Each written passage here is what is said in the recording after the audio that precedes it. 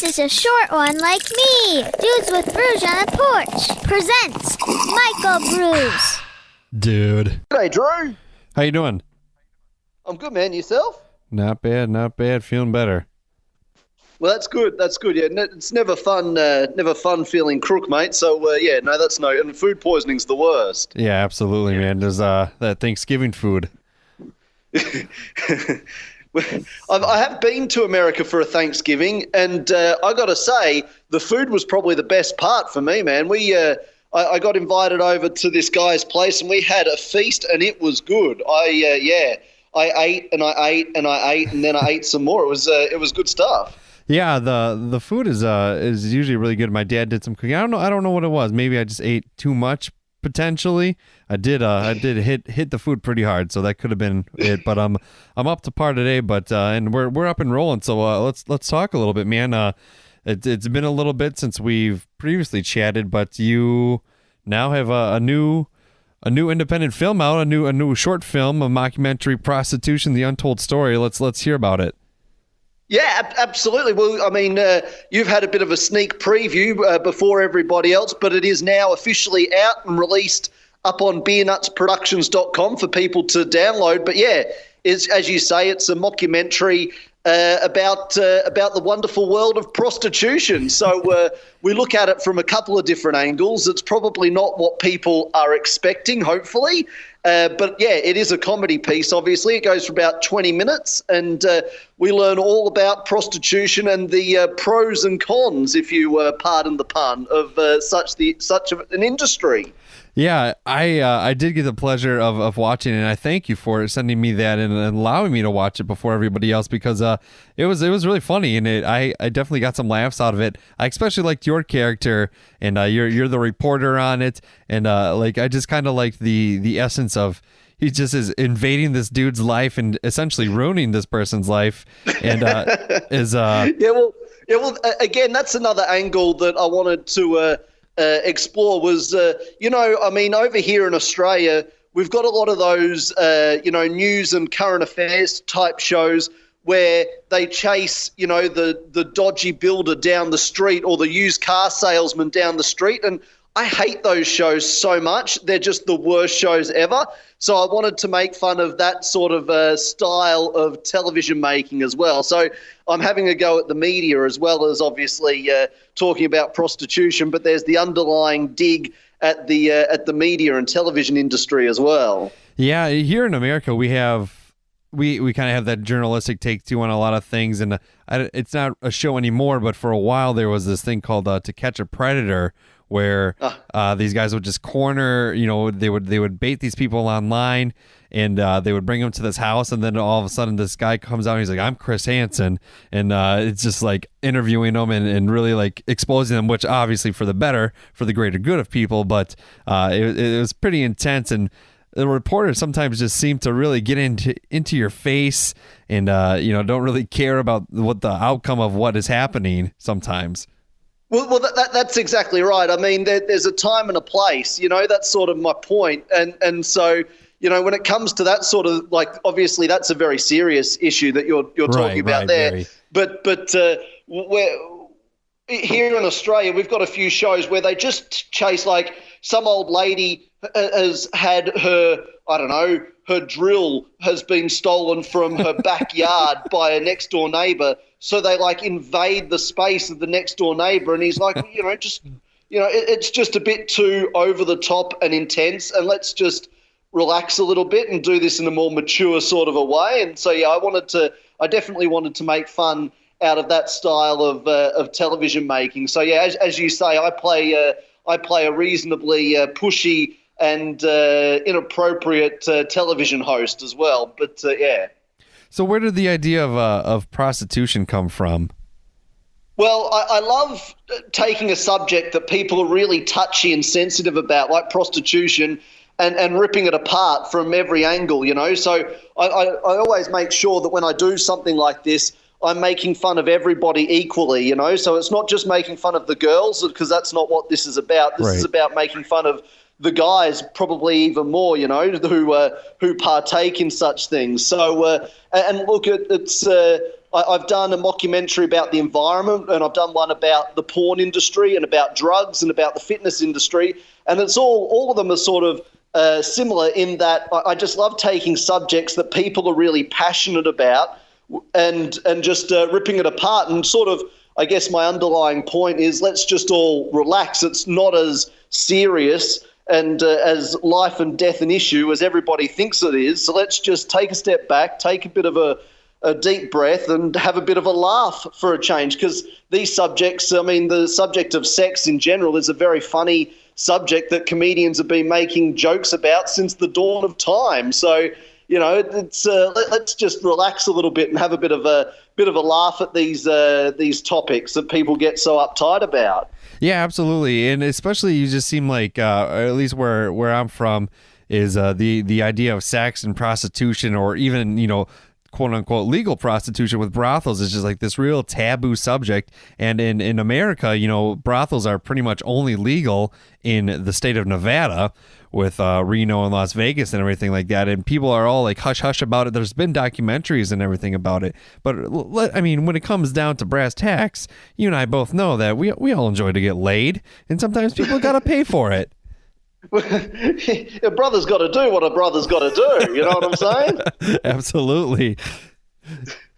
So, but yeah, no. So, like I said, I just love taking a subject like prostitution and just ripping it apart. And so that's pretty much what I did with the film, which, like I say, everybody can now download and watch at beernutsproductions.com. They just jump on the website. And the good news is as well is that we've got all of our films are now available on whatever device you've got. We've got it covered. So you can watch it on your Android, your iPhone, your iPad, or your home PC, TV, sort of laptop situation, whatever you've got going on.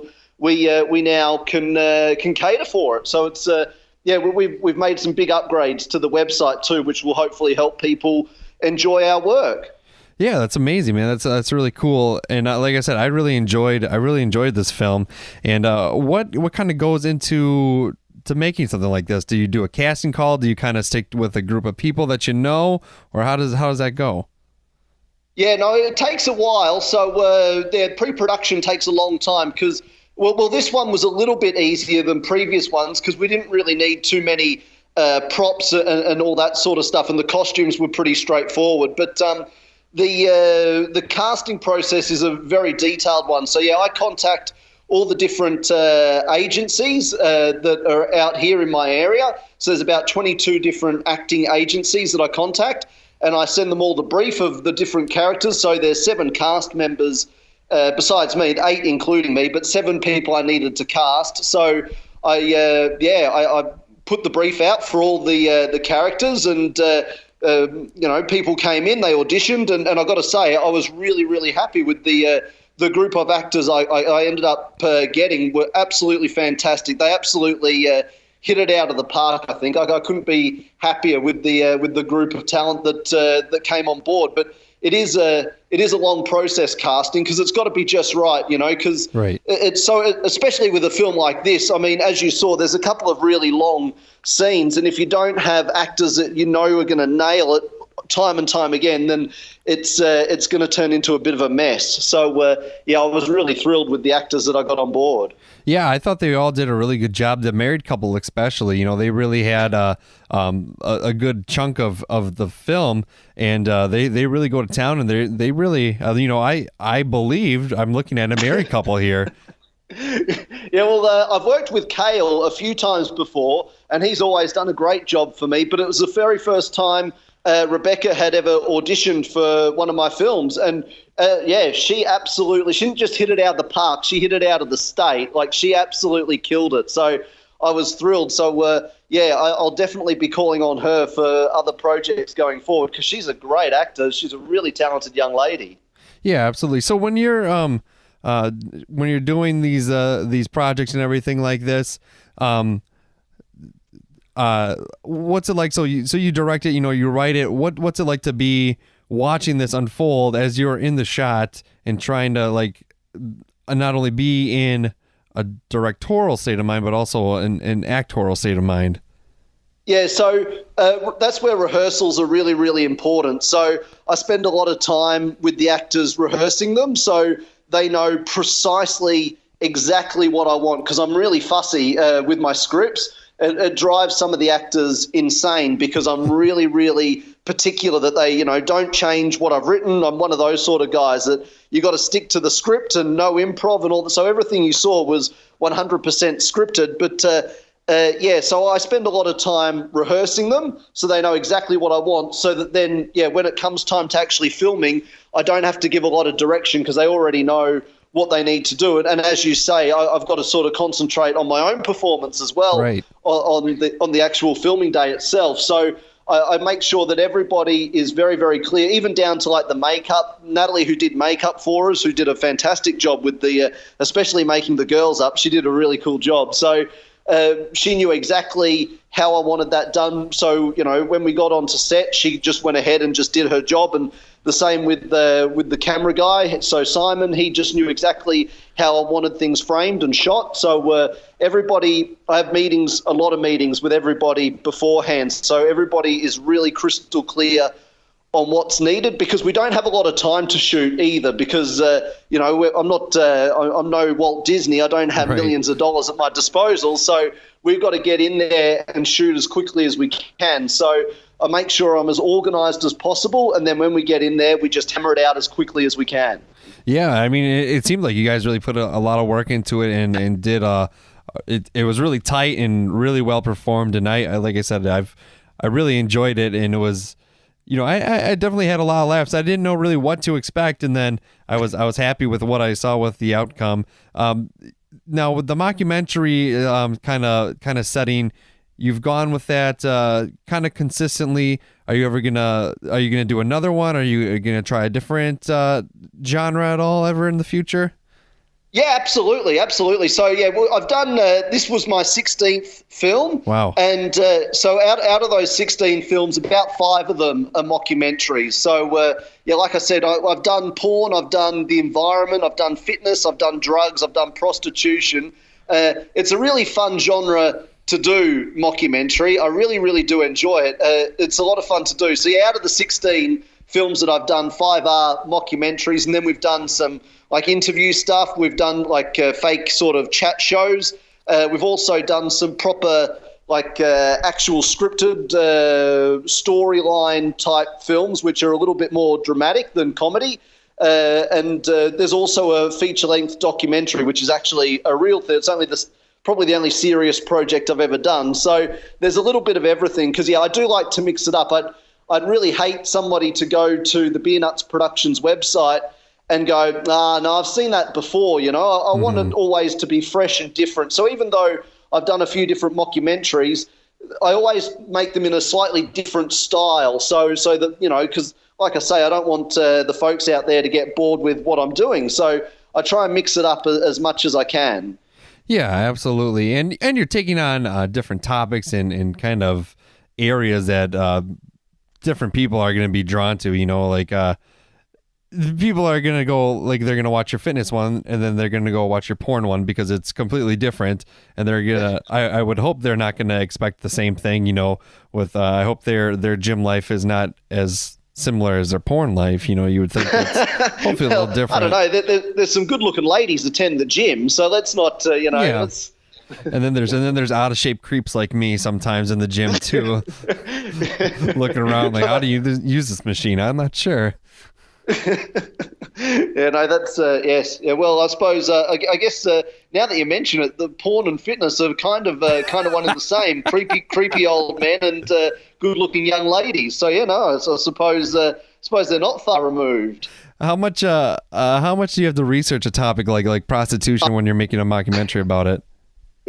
Oh man, everybody's been asking me this question. It's very funny, and I'm beginning to think I should have done a lot more research, to be honest with you. But no, look, I know what I know. I mean, it's one of those things where the general public. I mean, I'm not involved in that industry in any way, shape, or form, but I mean, the general public have an idea of what goes on, and as you saw anyway, not a lot of the film is actually set in the brothel itself. It's mainly dealing with what happens, in the aftermath type situation. So yeah, it's. Yes, but yeah, I'm beginning to regret not doing more research, to be honest. Well, I'm willing to bet that the situation that we find those characters in might not be all that uncommon, because I can guarantee you, I've never really met a prostitute that I know of that's never full out said, yeah, I'm a prostitute, but I'm willing to bet there's plenty of married people out there that are engaging in prostitution and paying people to have sex with them and not telling their partners about it. Well, when I was writing the script, my goal was with the husband was we'll make Rebecca, the wife, to say all the normal things, and then we'll make him as stupid as possible. So when she says something, what could possibly be the dumbest thing he could say in response? And so that's what I usually would go with. So, because as you saw, he's probably not the brightest of chaps. He's not going to pass any IQ tests anytime soon. No, not at all. But it's definitely like, I feel like everybody knows, at least has that one friend that could be that guy. Yes, absolutely. Yeah, well, that's very true. I mean, you are correct. Everybody knows a dude like that who's just like you wonder how they've been able to get through life without stepping in front of traffic. You know what I mean? Right. It's like saying, your pet dog that you've had for 20 years gets hit by a car, and they're just like, well, I wasn't much of a dog person anyways anymore, or something like that. Just saying all the wrong things at the wrong time.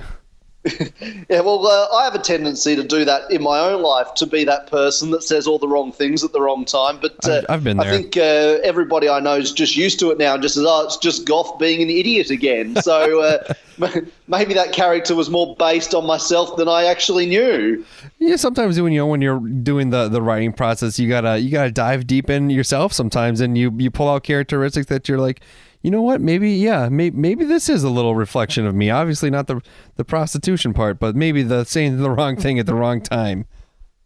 Well, yeah, maybe. I'll have to. I'm thinking maybe I should do a sequel, and then it gives me an opportunity to do some more research. So maybe a sequel might be a good idea. Yeah. Have you ever done a sequel before? No, I haven't. I've had a few people actually with a couple of the films that I've done. There's been one in particular, The Advertising Meeting, which was one of the first ones I did, which is a comedy, which is basically a group of people sitting around a boardroom table at a meeting at an advertising agency, and it just turns into the biggest mess of all times, where they're all sleeping with each other, they're all doing terrible things, they're all liars and just awful human beings. And I've had quite a few people who have watched that particular film say to me, you should do a sequel, because I'd love to see what happened to those characters after they exited the meeting. So there's been a few of my films that people would like to see a sequel of, but I haven't gotten around to doing anything like that just yet. But maybe in the future. Well, that's awesome that people are giving you the feedback and showing that they really like what you're putting out, and they want to see more of it. Absolutely. At the end of the day, Drew, the whole point of what I do is to entertain people and to make people laugh. I mean, it's a wonderful thing to be able to, have somebody like yourself over the other side of the world sit in front of their computer, and for 20 minutes you can switch off your brain and you can just have a laugh at some silly jokes and have a good time watching a fun film from Australia. I mean, how cool is that? So, I'm really lucky that I'm able to do stuff like that. So I just, I'm just really thankful that people enjoy what I do and that I'm able to make folks out there laugh and they enjoy my entertainment. Yeah, man, absolutely. And I thought it was great that, that you sent it to me and I was able, I watched it on my phone actually. And, I sat down on my couch and I was like, oh, this is great. I enjoyed some breakfast while I watched it, and it was a good time. And it's like, and it's cool to know, like, when you're just like, yeah, I've talked to the person that made this, that created it, and it's a big world, but it's a small world at the same time, that you get to interact with these people and connect with them, and I think it's pretty sweet. And I hope people really go check out your stuff. Now, are all 16 films available on your website? Absolutely, yeah. So the good thing about me, as opposed to the cinema, is that even films that I did, 2 years ago that people haven't watched yet, are still up there. So everything is available. So we've got 16 films. We've got 8 audio downloads, which are like 20-minute audio sketches, which people can download and put on their iPhone or whatever. So when they're doing it's kind of like a little podcast, I suppose. So people can, if they're going on a long road trip or whatever, they can put some of my comedy sketches on and hopefully it makes their road trip go a little bit quicker. So, yeah, we've got 8 audio sketches and a couple of books up there as well, which people can also download and have a read. So I've tried to, like I said earlier, I always like to do as wide range of things as I can so that everybody can get entertained. So no matter what they're into, hopefully there's something on the Beernuts Productions website that will suit them. So, yeah, but the 16 films are all there, all ready to be downloaded and enjoyed. There's no third-party involvement. So you just go straight to the Beernuts Productions website and download directly off the website. It's really, really easy. Yeah, and I think that's really important too, that there's no third party involved. This is all do it yourself, very independent, very it's consumer to creator driven and everything like that. Where you don't have multiple people's hands in the pots, and you're the one that's putting the work in. You're the one that's hopefully getting the benefits of it too. So I think that's really important when it comes to the creative process, that they're dealing directly with you and what you have to show the people. Absolutely. And I mean, well, you've seen the last film, the Prostitution, the Untold story, and I mean, if I went to a network with that script, they'd want, a lot of those jokes. They'd go, oh, you can't say that, you can't do this, you can't do that. Oh, you need to cut this out, or you need to put this in. I mean, it would have been tampered with so much that it probably wouldn't have been funny anymore. But because there's no third-party involvement, I can make exactly what I want to make, how I want to make it, and then, like you say, it goes straight to the consumer. So that there's nobody else's hands are in the pot. It's all Beernuts Productions. Yeah, and that's absolutely amazing. So I guess one of our last questions are going to be, how can they get a hold of you? Can they reach out to you? Twitter, Instagram, all that kind of stuff. And what's next? Yeah, absolutely. So I'm all over social media. So, yeah, Facebook, Twitter, Instagram, YouTube. So you just type in Beernuts Productions on whatever social media platform you're on, and we'll come up and like, follow, and share all of that and enjoy. We've got quite a lot of clips on YouTube as well, free clips. So people can jump on the YouTube channel and check out all of our free clips on YouTube that we've done. So there's tons of stuff there as well for people to enjoy. And then, of course, the main website is just beernutsproductions.com. So people just go into beernutsproductions.com. They can have a bit of a click around, see what they want to download, and just download to their heart's content. Absolutely, man. And we'll definitely include the links and everything in our show notes. So be sure to check on that if you're listening. And Goff, we really appreciate you hopping back on here again. And I look forward to talking to you again, man. Let's keep in touch for all the projects that you have going on. And I'll gladly, anytime we can get you on to pump your projects or just to talk, we'll gladly do it. Absolutely. Thank you, Drew. I really appreciate your time and your support. It's great having folks like you out there that support independent entertainment. It's really wonderful. So thank you for having me on the podcast. Absolutely, man. Anytime. Cool. Pew, pew! Audio. Goodbye, everyone.